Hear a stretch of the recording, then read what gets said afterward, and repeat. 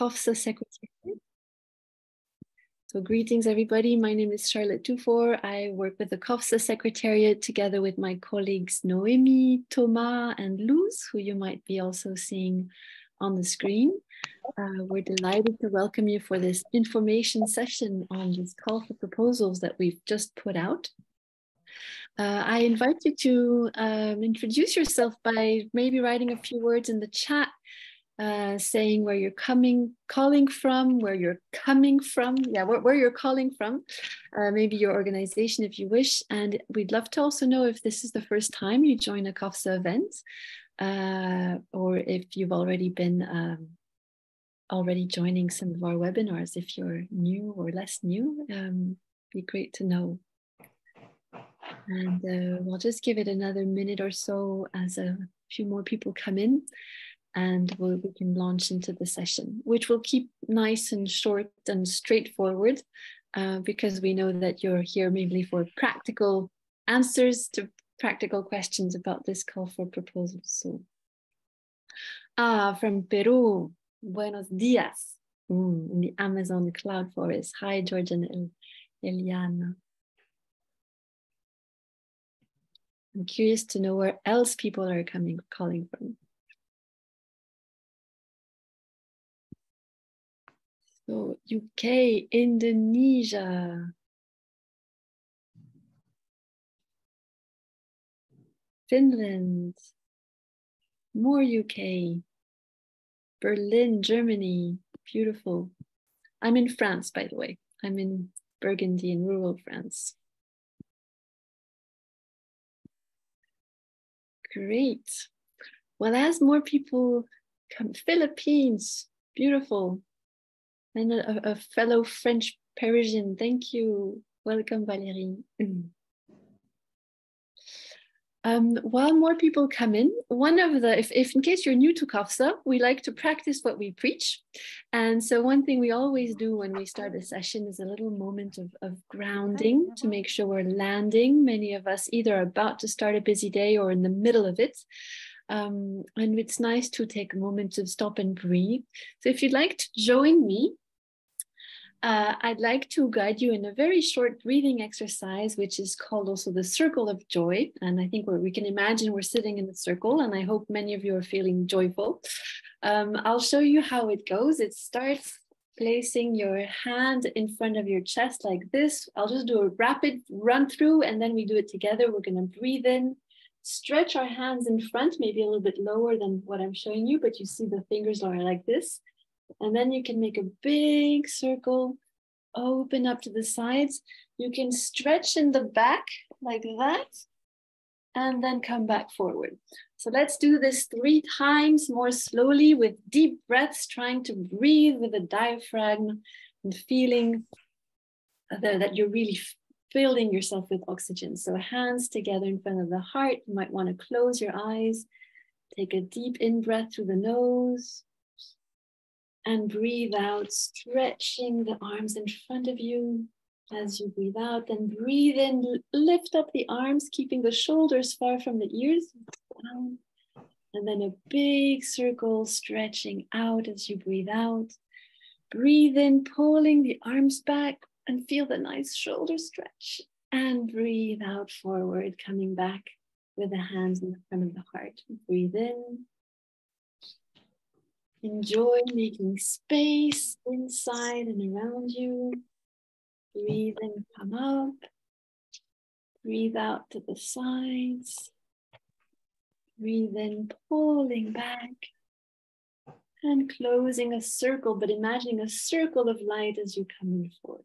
And the last one, let's imagine we're visualizing the CoFSA incubator as a method of amplification. So we're breathing in consciousness into our food systems, and we're going to be imagining that as you stretch out and then breathing in, open, come up, we're drawing the circle of influence, we're drawing the circle of inspiration that we're creating with CoFSA community.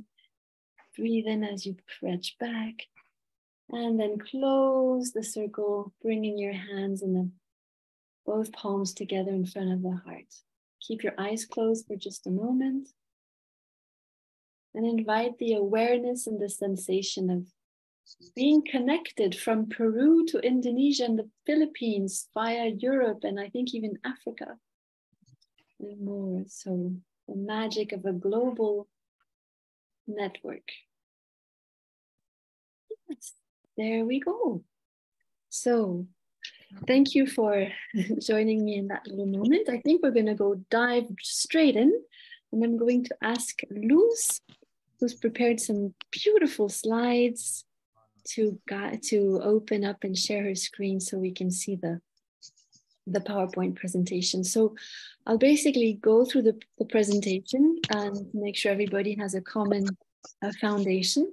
And then we'll just open the floor to any questions you may have about the practicalities of this incubator. So first of all, I'd like to express our gratitude to the whole foundation who is funding us and making it possible for us to launch this opportunity to test on the ground what conscious food systems or a CoFSA approach might look like and how it works. So with that, can you please go to the next slide, Luz, with this conscious food incubator.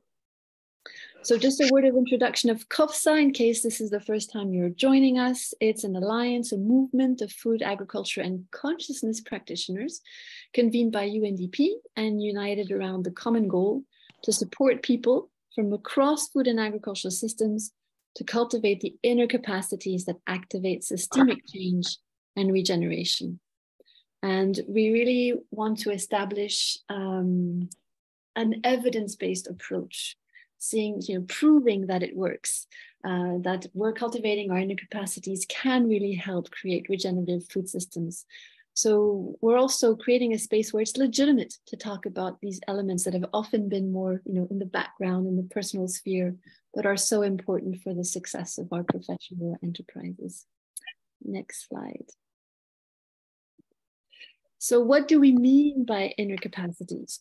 Here's a definition we propose in our rational report. They're the individual and collective awareness, mindsets, beliefs, values, worldviews, and associated transformative cognitive, emotional, and relational qualities and skills.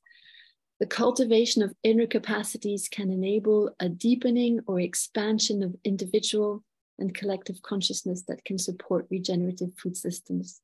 I invite you, if you haven't done so, to read the rationale report of CoFSA, which kind of lays the foundation. And here we really identified as one of the reasons for launching CoFSA that one of the problems we face is the loss of connection we have in food systems with each other, from consumers to producers, connection with ourselves when we have unhealthy eating habits, for example, and connection with nature. So I like to think that CoFSA is also really working on the quality of relationship with ourselves, with others, and nature as we engage in food. Next slide. And now, what do we mean by consciousness approaches? We're quite open. There's many ways of cultivating consciousness, many ways of cultivating inner capacities. One way of grouping it or describing it is in the list that follows. So we have contemplative mind-body practices, and that could be a nature connection, mindfulness, yoga. It could be more psychological and cognitive behavioral-based practices like self-reflection, keeping a diary, trying to analyze why am I doing certain things, really being inquisitive about my own behavior and group dynamics, for example. It's also about creating transformative spaces and communication practices through dialogues or particular facilitation practices that involve deep listening or nonviolent communication, really to deepen, basically, again, the relationships. It can also be transformative educational and leadership practices like experiential learning and arts-based learning. And just in case you don't know yet, every other month, our friend Noemi here puts together beautiful sessions where we practice. So we had one on nature connection in April. We had one on mindfulness in June. We'll have one on nonviolent communication in September. So this is also a space where we also are learning together globally. And in some of our collective inquiries, we also deepen, like we had one in May on education and regenerative cultures, and we have some sessions on that. So lots going on. And now the question is, how do we put it in practice and projects, which is where the incubator comes in. Next slide, please, Luz. So what's the model of transformation, or if you like, a kind of theory of change? And now we've represented it here as a linear graph, but we know that these things are far from being linear. But it's the idea that if we can cultivate our inner capacities through consciousness practices and looking at all of these practices we've gone down the list, applying them at 3 levels: at the individual level, at the group level, for example, in the team, or at the institutional level, the organizations or networks we're part of. If we're all working on these practices, we can start shifting our consciousness. We can start deepening our inner capacities. And that can in turn enhance the impact of what we're trying to do. For example, to make food systems more protective of nature, or more equitable, and to improve relationships with different peoples and part of an agro-ecosystem. So that's the theory, that's the model, and that's what we're trying to experiment. Next slide.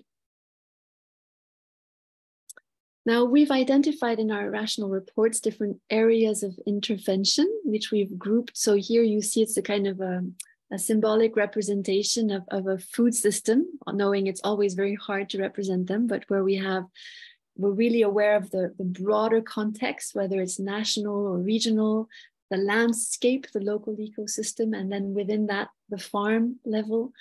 And all of that, and then at that level, we also see, or above all of that, how there's the whole food chain, right? From production and harvesting, transformation, transport, selling, etc., all the way to the consumer. So within all of that, we've identified these 3 areas: one around sustainable landscapes, that includes topics like conscious farming and local community development, or revitalizing and strengthening traditional wisdom. And in that, we're really looking at the wisdom of indigenous peoples in particular. Looking at another dimension, food system policy and pathways. And so looking really at food policy reform or multi-stakeholder collaborations and dialogues. And in terms of the supply chain, the food chain, we're looking at all levels, in particular, or also consumption, conscious consumption, and the cultural transformation of organizations, be they private or public. So all the organizations involved in production, transformation, distribution, and so on. So it's a broad agenda, and we're slowly exploring each of these themes. Next slide, please. The way we operate as CoFSA, the Conscious Food Systems Alliance, is we'd like to see that we have 2 large areas of work. One is the community space, where we are learning together, we're practicing together. So this is coming mainly through online events at the moment. And we are also developing the tools so that we can help you connect and learn from each other and inspire each other with your experiences and resources. And also the whole application part, like let's do this on the ground. So a lot of our members are already doing a lot of things on the ground, but we want to learn from that, but also innovate together and be creative together. And again, this is why the incubator is an opportunity to, give a chance to try some things that are new. Next slide. There we go. The call for proposals. So what is it about? It's really to support experimentation of innovative approaches to transform food systems through the cultivation of inner capacities. And the idea is to learn from that and then inform the scaling up or the amplification of approaches that can really help all the work done in food systems, be it at policy level or project level, to be more impactful and have a greater contribution to Agenda 2030 for sustainable development. Next slide. So what are the objectives of this incubator? Well, it's to test and demonstrate how consciousness approaches can strengthen inner capacities that in turn help accelerate the transformation of food systems to make them more regenerative, sustainable, and equitable. and to generate a set of learnings and learning resources, be they case studies, training materials, trainers, partners, which can then be used to scale up the integration of consciousness-based practices and strengthening of inner capacities in broader food systems interventions. Next slide.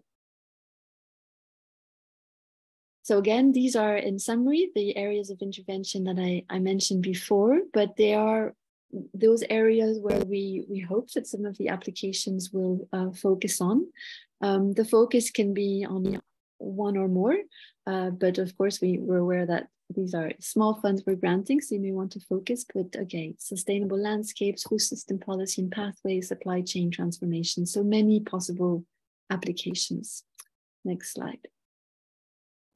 Now, in terms of the process, first of all, thank you for being here on short notice. It's not, we know it's been a bit short. So now the procedure is really launched, and the deadline for submissions is the 18th of August, which will allow us in the second half of August to evaluate the proposals and select the ones that are winning. And by September, start the contracting for an implementation over approximately 6 months. Next slide. And actually, if you can go back, sorry, Luz, I was a bit fast because in terms of the eligible entities, so who can apply? Basically, civil society, national or international, non-governmental organizations, including academic or educational institutions. The grants are up to $20,000. And in addition to the grant, you received technical support from our secretariat team. So that's myself, Luz, Thomas, Alice. So depending on the needs, and Noemi. So we'll be there to support you. Next slide now. Now, how will we be choosing? I'm not looking forward to choosing because I'm sure we're going to get a lot of great ideas. Strategic relevance for CoFSA agenda and learning. So is this really helping us to build on the vision of our rationale report and deepen the themes we've identified as priorities? The quality of the intervention design, does it seem to be really well thought through and clear what's going to be done and by who, and does it make sense, basically? Is it a strong design? Is it an interesting one? Also, innovative and so on. The implementation capacity, can you prove that you will have no problem delivering? We're very aware that 6 months is very short. And so it has to be something that's quite feasible in that time for your organization to implement. We'll be looking for the application of CoFSA principles, so context specificity, really an awareness of, we don't want to be top-down or supply-driven with some of our consciousness-based practices. We really want to also build on what's relevant and appropriate in a given culture and context and bring out that local wisdom. So being very smart and specific about the context. Respect is very important. Fostering equity, especially as we know that there are a lot of inequities in food systems. Sensitivity to power dynamics. We know that food systems are a highly political space with a lot of controversial, often difficult relationships. And so I think it's important to show an awareness of that and how it's factored into the design. As I mentioned before, the cultural relevance and sensitivity, respect for traditional wisdom, and maybe even more than respect, ways of valuing it, making it come more to the fore. And there's a variety of consciousness practices and approaches. You don't have to try many. That's not saying that in one proposal we want many practices, but we will be looking at that diversity across proposals. And as far as you can, try to build on evidence-based approaches and plurality of knowledge. By that, we also other ways of knowing and traditional knowledge. Everybody can please mute. I got it. Yeah. But we're also aware that we're using this incubator to build the evidence. So if you're breaking new territory, it's good to try to anchor it in some form of evidence, but we can be open. Next slide, please. Now, an important part of the whole process will be the learning.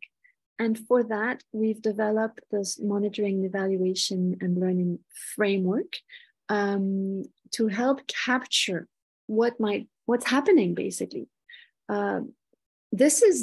We are aware that this evaluation framework will also itself be tested through the process. It's something that we will evolve. And so you'll see when you can actually access that framework that it's a very open questions. And to give you a flavor of it, the kind of questions we will invite you to ask are, what are inner changes? What inner changes are participants noticing, if any, as a result of your intervention at the individual level, but also at the team level? And do these inner changes seem to be contributing somewhat to the team's impact or the impact of the project within which the intervention is embedded? In terms of how to collect that information, we're suggesting some self-assessments that are guided by a questionnaire that can be used at individual level. I reflect, what changes have I seen in myself? But also focus group discussions. For example, a team that's been involved saying, yeah, ever since we've started doing this mindfulness practice at the beginning of our meetings, I find that our meetings are more efficient, that we've seemed to be reaching ways forward more effectively, where I feel more relaxed in these meetings and I feel I'm more able to share openly, this kind of qualitative feedback. And so we provide templates that you can adapt. They're not like, too strict, because we're open to suggestions, but at least there's a basis both for the self-assessment at the individual group level, but also for synthesizing the results. And for the synthesis, we are trying to get something that's quite comparable from case study to another. So that's a good framework to follow. Next slide, please. I think, well, actually, that's the main thing. I mean, you have access to all the documents on our homepage. And I'm also going to be putting here the link to the call for proposals online. But I think now we're open to question. I have to catch up with what's been said in the chat, but please, maybe Luz, if you can stop sharing the screen. I'd invite all of you to raise your hand, even if you've posed the question in the chat, because some people will be watching the recording and they might be interested. So, yes, Matthew. Hi, Charlotte. Thanks for that. It scares me, writing funding applications. It's always been a challenge for me.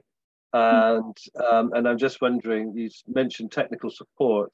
What might that be? What level of support can you offer?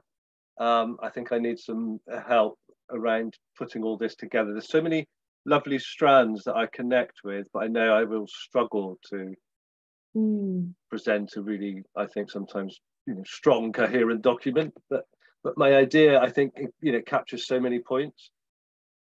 Can you help? I mean, that's writing the funding, or supporting me in writing the funding proposal. Is that the level of technical support you can give? I'm afraid that might be a bit tricky. I mean, we are part of the UNDP procurement procedures, and there's a big emphasis on equity between the applications. So we can't really justify spending too much time with one at the risk of saying others, hey, they benefited from your help in the design. Yep. So at the design stage, basically it's in your hands. And the technical assistance really comes in after the selection process, where we know the intervention is strong, and we're by your side to make it as much as possible a success and to learn together. So I think that's the technical. Okay, that's good. Comes in after the, but. Yeah. I'm sure. I mean, and also I think as we'll learn, we'll be sharing publicly a lot of the lessons from this process, and that can give ideas as to how to structure future projects should you not be successful this time. I see, is it Mélis or is it François? I'm not sure which is your first name, and then Sigrid. Mélis. Mélis, yes. I have a question. Do you consider cooperative being civil society, or do you consider cooperatives being civil society? Or is it considered as private sector? I know it's tricky because it's just in the middle, but that's my big question. That's a really good question. I guess it depends on the legal entity. And I don't know, Thomas, do you know in UNDP procurement if a cooperative is civil society or is it a private sector? That's a good question. We should confirm the answer to. I would imagine it may be more private sector, but we will need a confirmation on that, I think. Yeah. Okay. We are taking I know here in so it's more considered as civil society, but I know in other countries it's not so. Where are you? Burkina Faso. Burkina Faso. Okay. And is the legal form is a cooperative, because every country has also different legal forms. So it might the depend. Legal form is a cooperative. Yeah. The legal form is a cooperative. Yeah. Okay, which is like a company in a legal system of Burkina Faso. Sorry, I didn't quite catch that. Maybe we'll have to check if it's like considered as a company in the legal system of Burkina Faso, but we can. It's very difficult. They say it's a company, but then when you need to register as a civil society organization. So even themselves are a bit confused by that. We note the question, Maëlys, and we will definitely, if you can write an email to is it CoFSA@undp.org? Luz, do I have it right? Yeah, if you can please write the email in the chat. We note the question, we're going to look it up, but just to make sure we can answer you, and we will also try to put that clarification on the website so that I'm sure others might have the question. So thanks for bringing it up. Yeah, thank you. Sigrid. Yeah, I'm wondering what you mean with replicable and scaling up. We are in international community, so there's nothing similar to what we do. And of course, we have a lot of intercultural cross-pollination. Is that interesting for you, or is it not interesting because it's different than anywhere else? How you want to scale it up, I don't know. If you can give some examples of how you want to scale up what you do, then I think it gives us more a clue how to write up. And also we could go in two directions. We can go to the landscapes, or we can go to the food systems. Can we give two proposals or not? Do we have to decide beforehand? And how much data do you want? Do you want to have the statistics over years, or is this project more to generate the data? And then third question is, you would want to decide in August and start the project September. This is like, okay, good to know, because most things take much more time, but then our team, whatever we want to propose, has to be in ready. So it's in very short notice, which is wonderful for us. But yeah, that's an important factor. Yeah.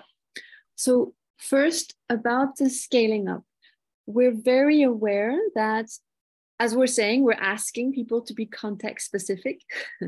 So I think what's interesting to identify in your proposal is not only what you're going to do and how it applies and is really context specific, but what learnings will come out of it that might be of relevance for other contexts.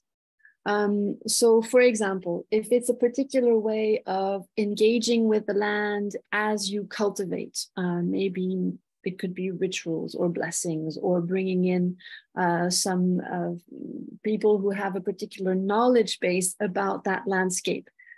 The actual ritual or the actual knowledge may be unique to where you are, but the process of placing that intention and involving a particular kind of people in the process of farming, that could maybe be replicated elsewhere, but in a way that is adapted. So I think what's interesting for us to know is, what learnings do you expect to generate that can be applicable and inspire others? So that's, I hope that's the clear one. The second one is, yes, the time frame is super short, and that we are sorry about that. It's been a long journey to get here. But yes, so the contracting would be to start to be done in September, and then to start the implementation as soon as possible. The data, we're not being prescriptive about how to handle the data. As I said, we're also learning about monitoring and evaluating these interventions. So it really also depends on how you're doing it and how many people are involved.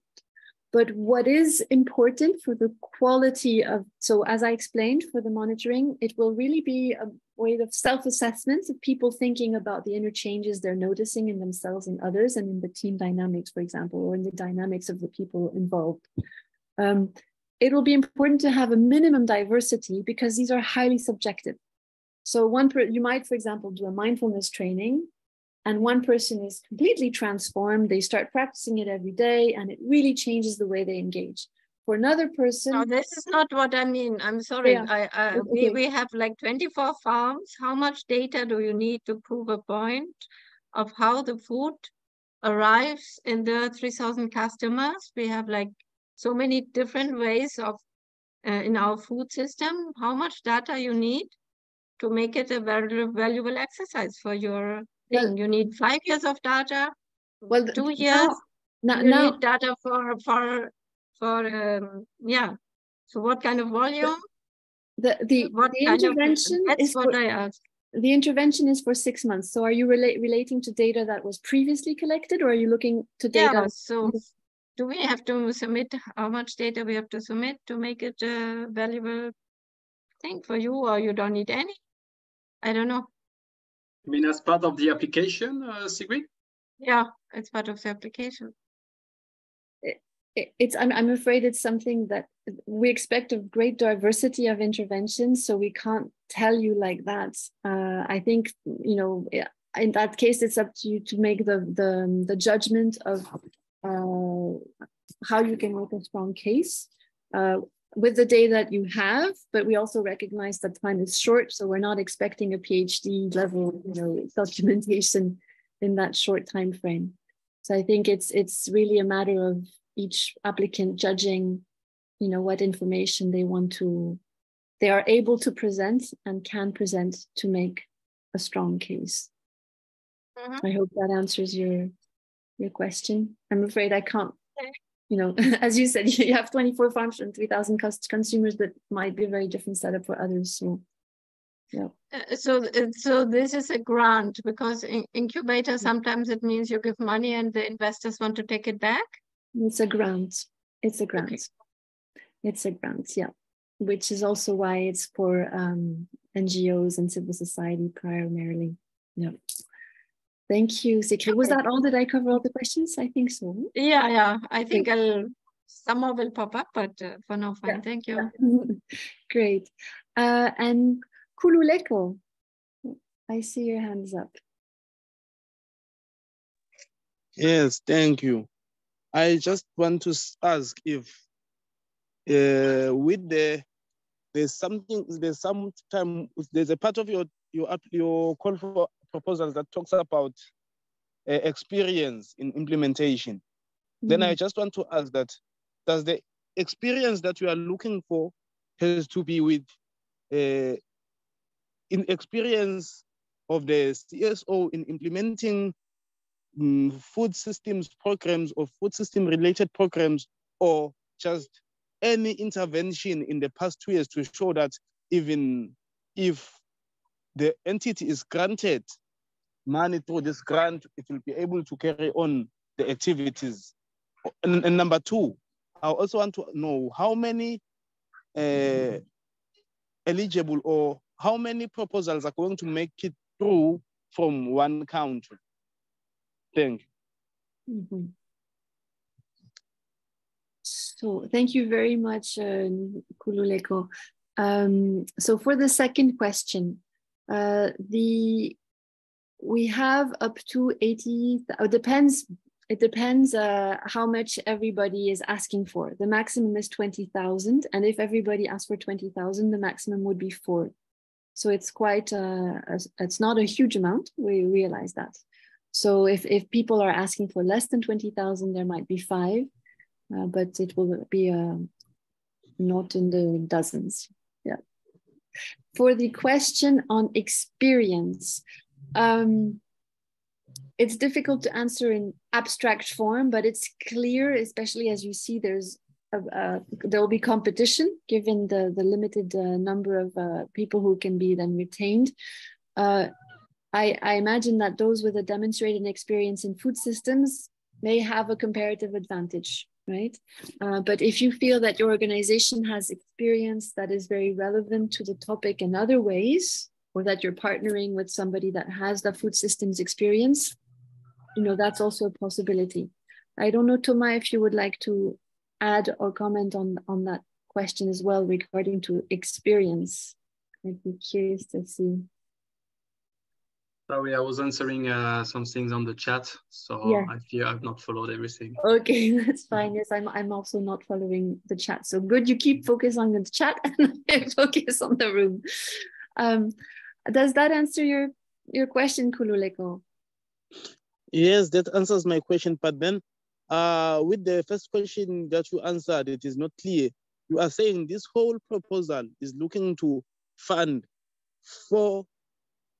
just 4 interventions, or in overall, or 4 interventions per country?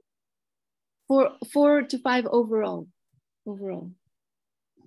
Okay. Yeah. Thank you. Thank you very much. Simon, welcome.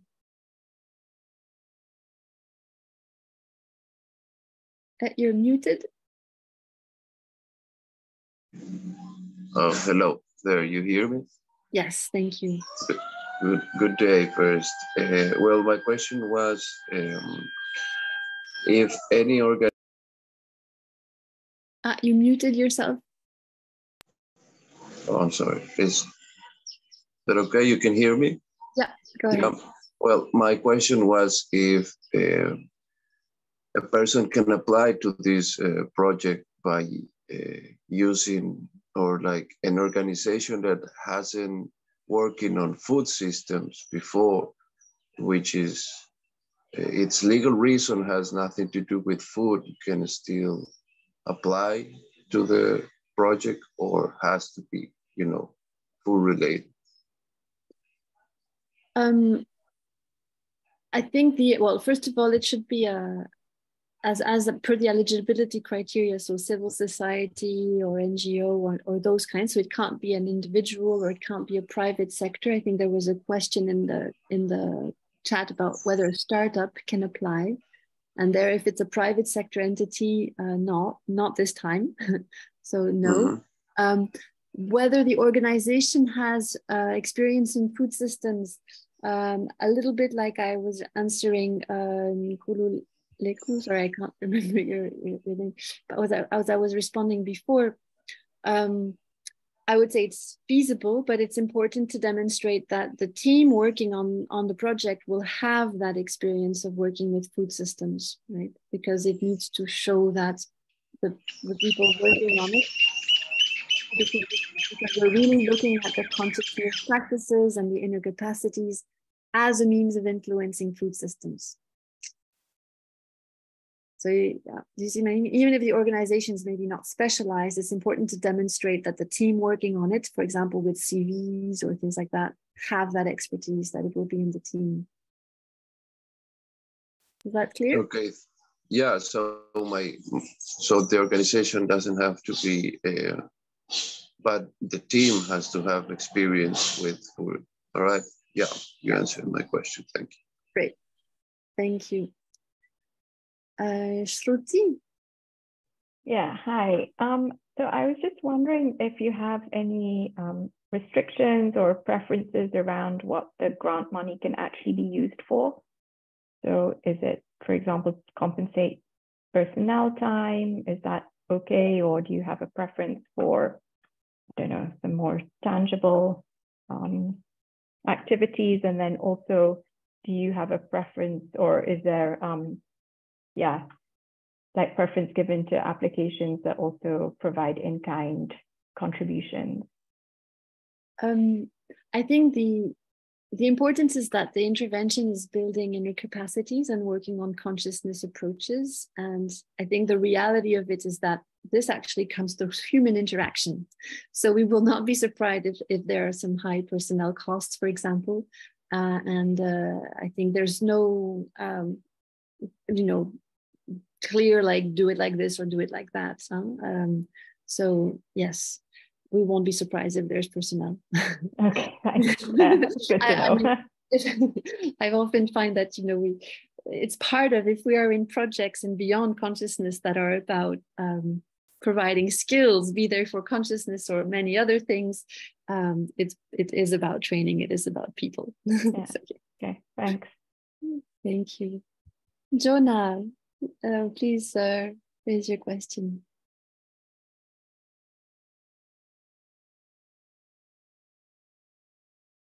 Jonah, if you're speaking, you're still muted.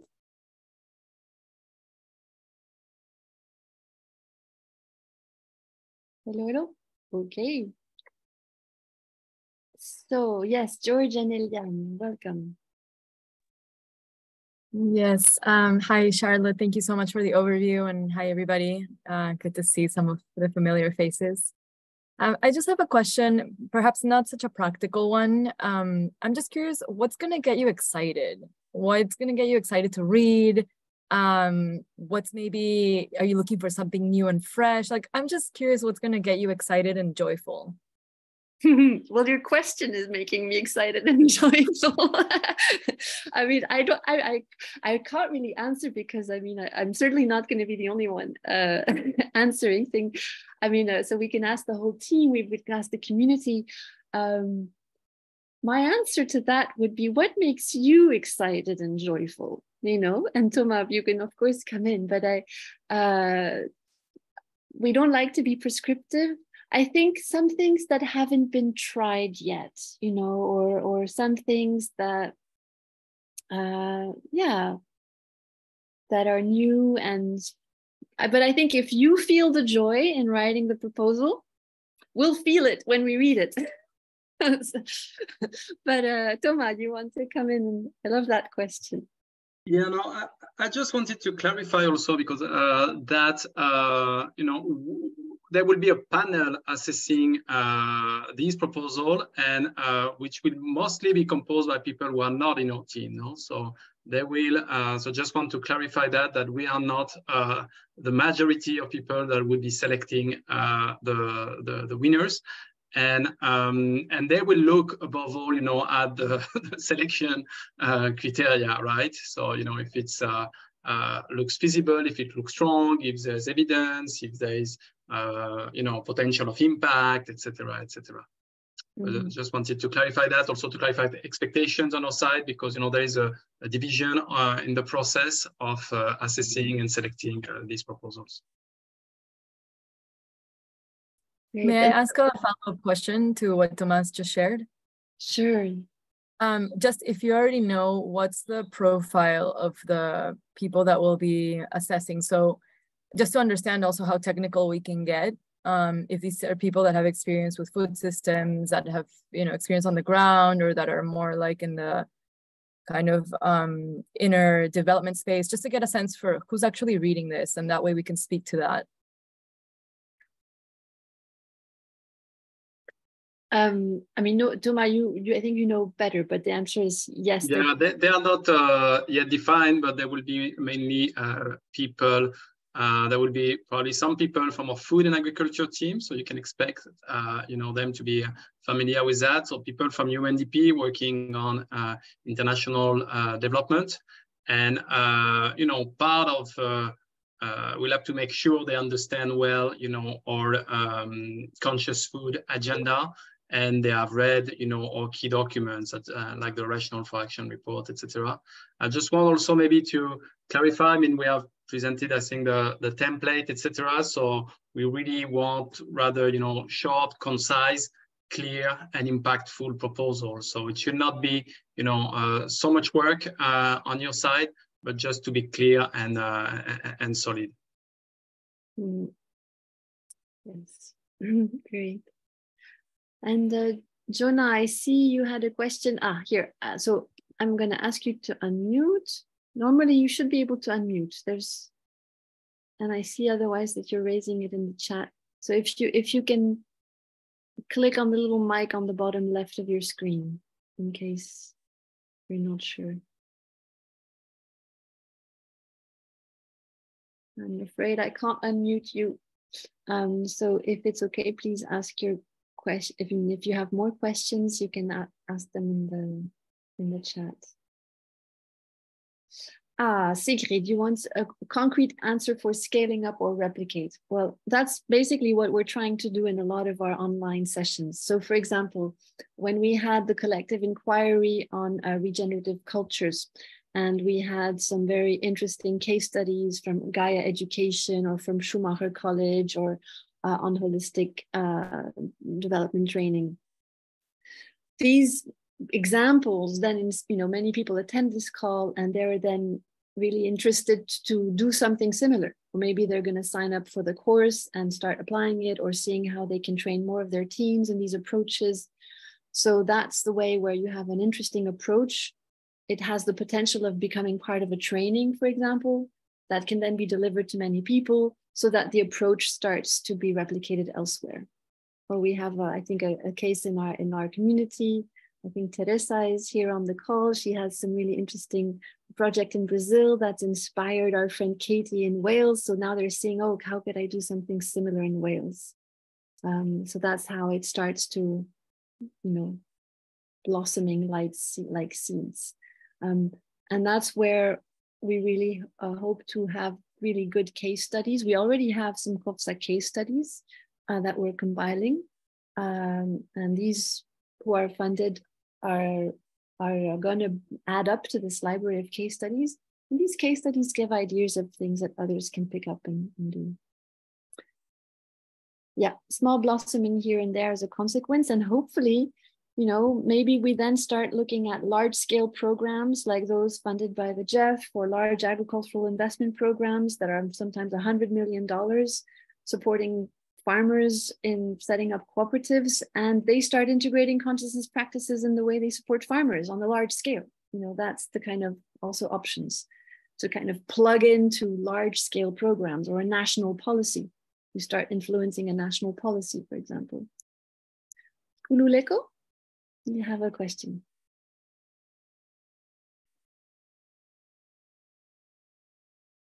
Yes, I also want to ask that, does this grant support personnel fees, or it's just only for implementation, no admin or staffing costs? So one thing is the personnel costs of the people doing the intervention. That's certainly okay.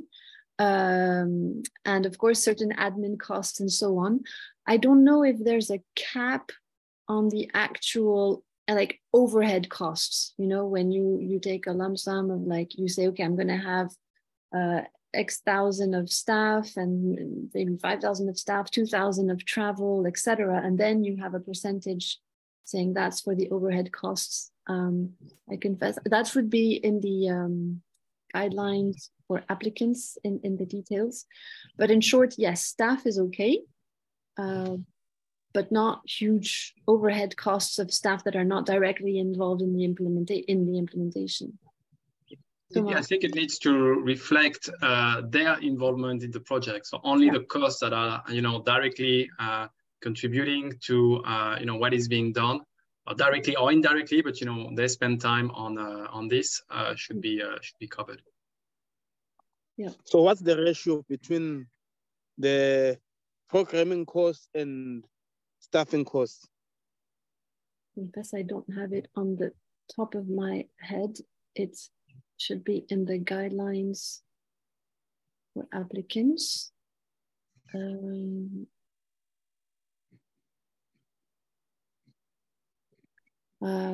But in general, I think the best thing to do is to, as Thomas said, write a budget where we can see the direct use the funds. For example, if you have admin support, you might need to, you can put, but it's really for the support to that project. Okay. Yeah, it's best to do a breakdown of actual cost rather than applying a percentage.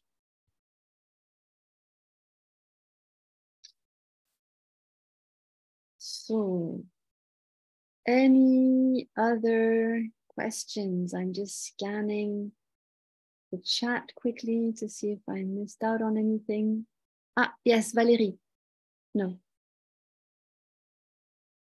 Sorry, I couldn't find the virtual end. A lot of grants, at least in France, are depending on the fact that you have partners. So let's say if your project costs 50,000, even if they give 10,000, they will select you because you have the total financement of the total cost of the project. Is it the same system, or like your project is okay if it costs what you ask? Because sometimes, yeah. I mean, if it's and if it's part of a broader funding arrangement, it's important to demonstrate what those funds are contributing to specifically. If you see what I mean, if it's a co-funding to a broader initiative, that's okay, but it's important to be specific about what the project funding. My concern was the other way around. Usually in most of grants, if you don't have partners who cover, more than what you ask for a specific organization, they don't select you. So I wanted to know if that would be, or if as an organization, for just a budget from your organization, we can apply. Yeah, you can do that. And at the same time, it's important, I think there will be value given if you show that your organization is well plugged into networks or is part of arrangements that mean your work can be more influential than if you're working in your corner, if you see what I mean, that you're like, okay, I'm doing my little thing on my side. We will be probably giving more attention to those that say, I'm working directly, this is me implementing, but I'm doing it in a way that I can influence and amplify. Thanks a lot, Valérie. Great. So I think it seems we've done a good tour of questions. Don't hesitate if you think of other questions or if you need more clarifications after this to write to the email address that Luz put in the chat before and can please put again, CoFSA@undp.org. We'll be monitoring that throughout the time the window is open. Best of luck. Try to enjoy doing it. And I think for us, this is a beginning. We hope that there will be more opportunities. Certainly, we're trying to make it that it's just the beginning. And even if you are not selected, we will be continuing to nurture spaces in CoFSA where the lessons that are coming from these stories and others are harvested and shared so we can all learn. And also, if you are doing something interesting, even if you're not funded, we are always interested to learn and hear from your experience and help share it. That's why we do have a case study template where you can share outcomes of what you're doing, even if it's funded by somebody else, as a way of feeding into the collective learning and giving more visibility to successful or to interesting interventions. Thomas, would you like to add anything before we close? I just see a last question from Shruti Patel on the chat. Are universities eligible? So maybe someone can answer that, because my understanding is that we are rather NGOs, civil societies. So if universities are public institutions, I would imagine maybe they are not eligible, but maybe good if you can confirm that. So yeah, the eligibility criteria is non-governmental academic or educational institutions. So if they are government, non-governmental, okay. Yeah. we've had to restrict. Yeah. So we have Teresa. Yes, my question is if we need to talk about this in more detail, who should we look for in CoFSA? So write to CoFSA@undp.org, because there will always be somebody monitoring that you can. It'll be Alice. Not one of our team in CoFSA. Well, it's actually going to be one of us behind that answering. Okay. But it'll be Alice, Luz, Thomas, or myself answering. Okay. Because behind CoFSA@undp.org is the team. Okay, thank you. And Noemi, can you maybe, if you haven't done so, can you please put the link to the case study template that shows if you have an interesting story you'd like to tell? We're going to work on building up a database of case studies that inspire people. So sorry, Charlotte, is CoFSA at CoFSA.com, UNDP.com, is that it? Can you put it in the chat? At UNDP.org. I think Luz just put it recently again. Okay. Yes, it's in the chat. Okay, and thank you. Also on the website, on the application. Okay. And so yes, also just to make sure, you'll see there's an application form that you can download, which is a Word document, and that's the form you need to use to apply, right? Don't do it on another template that will not be accepted. It's easily downloadable. And I think the application form has a number of words that we are expecting. So really, in these kind of processes, I think it's always good to have, as I said, very clear, simple messages, just answering the questions. And yeah, that will be helpful for us to better assess the proposal. So do read the guidelines for applicants, do use the application form. It's all on the website, and yeah. And if your questions are not answered there, then you can write to us. I see we have 1 minute. I just invite you maybe to just take a moment and close your eyes. Take a deep breath. And I'm going to pick up on Eliane's question. Try to think of something that makes you feel joyful and enthusiastic for your organization, yourself, but also for the whole of CoFSA community.